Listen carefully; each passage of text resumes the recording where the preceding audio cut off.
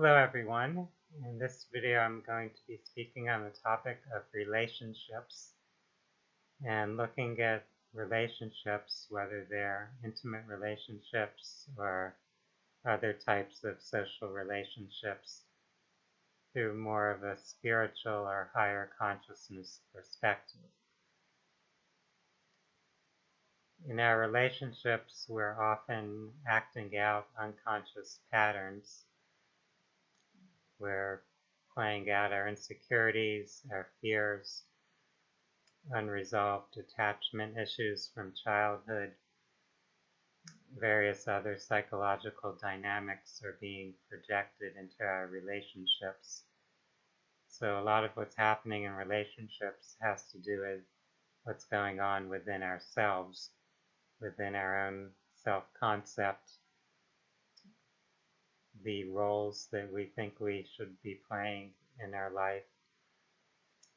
All of these are different aspects of what could be expressed within the context of a relationship. Many people have spoken about relationships as a spiritual path or part of one's spiritual path. There's a book that I just recently started to read and review called Love Between Equals, which is looking at relationships in that context.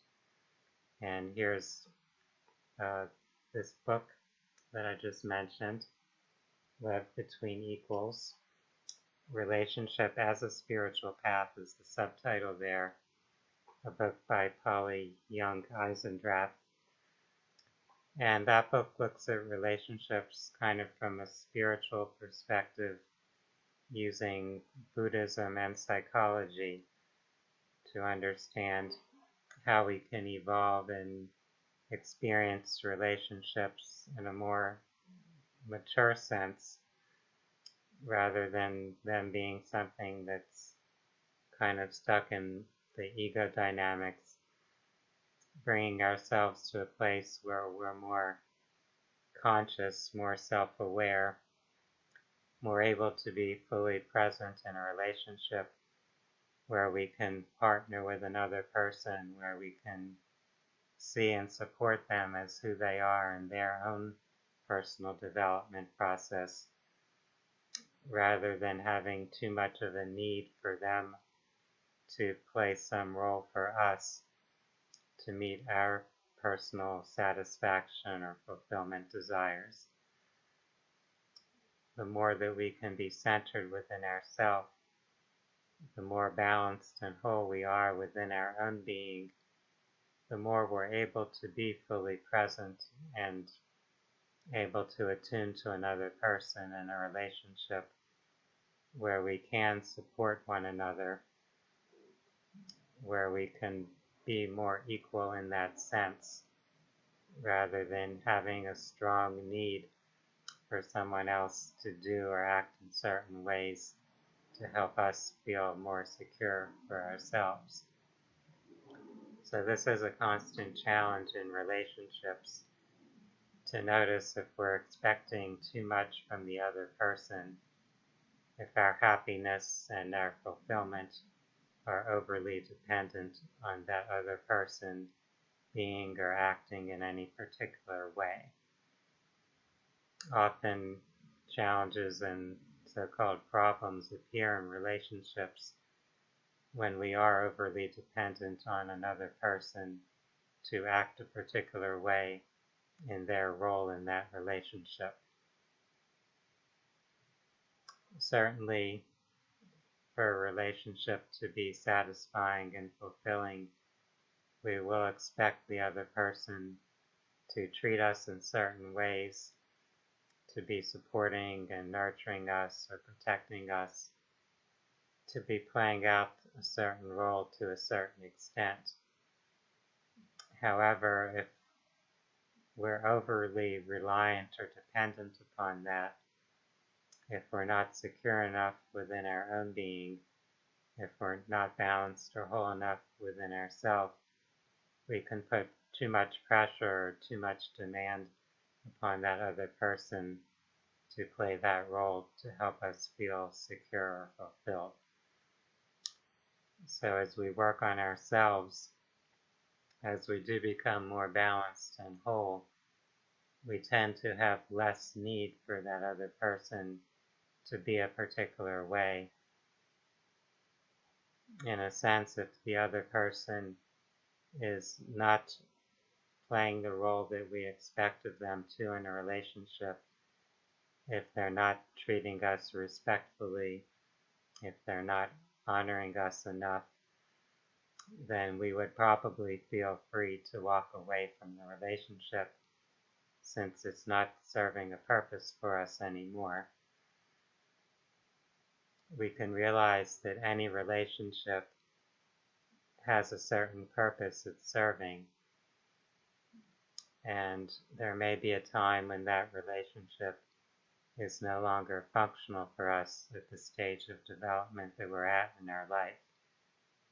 It doesn't mean that we're going to rudely disrespect the other person and completely ignore their feelings and just completely dissolve the relationship without having a healthy process of separation. But it does mean that we're not imprisoned by a relationship. We're not afraid to move to another stage in our life. So these are things that we could always be conscious of as we do move along in our life.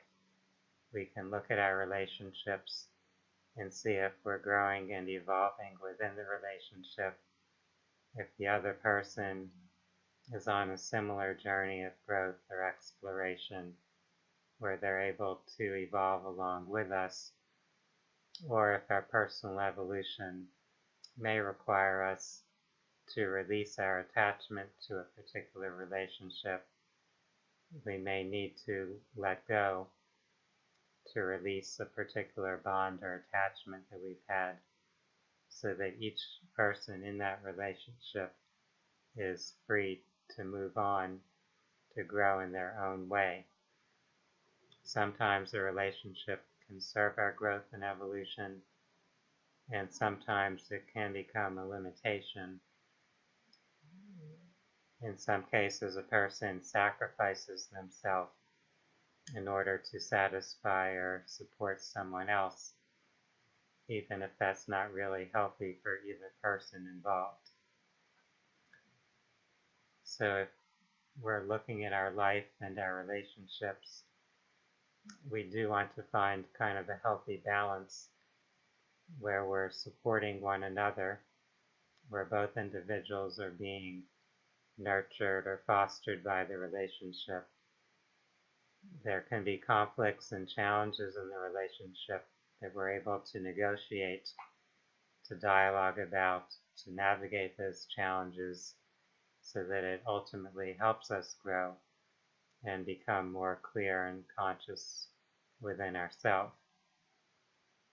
Sometimes when we're not ready to process things, we end up getting stuck in unhealthy dynamics where the relationship is keeping us stuck in old patterns that are kind of unhealthy for us or dysfunctional, even though they may appear to be functional patterns within the relationship. So one person may seem to be meeting another person's needs, but in doing so, neither party in that relationship is actually growing or evolving. They may just be catering to one or another's insecurity, compensating for that. But in that context, the other person may not actually be growing. So as we look at relationships as a spiritual partnership, we're looking to move beyond the limitations of the ego, to see the relationship more as a tool for the soul or higher self to gain greater awareness, to see more of itself within that relationship. This takes a lot of mindfulness, a lot of practicing just being present, of self-observation and self-awareness, as well as observing and being aware of the role that one's partner may play in those dynamics. If we're stuck reacting and replaying patterns from our past, our insecurities, our unresolved attachment issues, then often we get stuck in unhealthy cycles, and we often tend to blame the other person for what we're feeling within ourselves. So if we're feeling unfulfilled, if we're feeling unhappy, if we're feeling insecure or neglected, we tend to put the pressures and demands on the other person. We think it's their fault that we're feeling the way we're feeling, and we may expect them to change or do something different to help ourselves feel better. But ultimately, that's not allowing the other person to be who they are. It puts a lot of stress or pressure on the relationship. So we may be able to communicate about how the other person could treat us better or be more attuned to what we like or desire. But we can't go too far with that. We may put all the expectations on them without looking at ourselves, seeing how we have our own issues to address. And as we address those issues more within ourselves, as we become more secure and whole within our own being, we don't have as much demands. We're not putting so much pressure on the other person, and things may be able to flow better. We may be able to support each other more rather than expecting the other person to play a particular role to help oneself feel secure. This is always going to be a challenge in relationships, since we each are unique. We each have our own desires, our own wishes, our own preferences, and these can evolve over time as well. So no individual is static. Who we are is not going to stay exactly as it is in the moment forever. We're going to grow and evolve. The things that we like, the things that we value or desire can shift over time. And in a relationship, this is something that both people involved will have to continue to discuss, to dialogue about. For those that are seeking to understand more about themselves and their relationships, there are many useful books and references out there. The book I just mentioned earlier in this video, Love Between Equals, provides some useful insights. There's a book called Spiritual Partnerships by Gary Zukav, who's the writer of the best-selling book, The Seat of the Soul.